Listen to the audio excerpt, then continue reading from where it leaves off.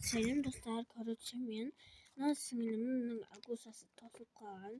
Сөйтіп мен бұның ішіне андай су құйғанмын.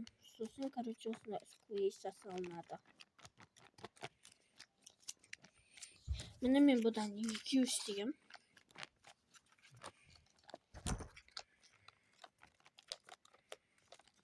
Достар, сіздер қалай ойлайсыздар?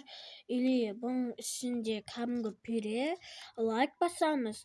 Ал ішіне пюре жоқ болса,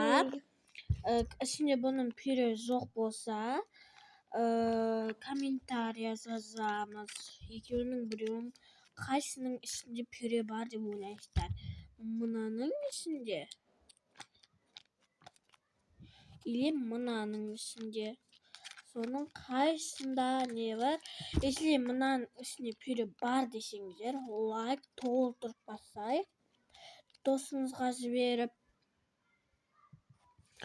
Ал екіншісі су болса, ішінде комментарий жазып, мынау су бар, анада су жоқ дегеннің белгісін білдіретін боламыз. Всем пока.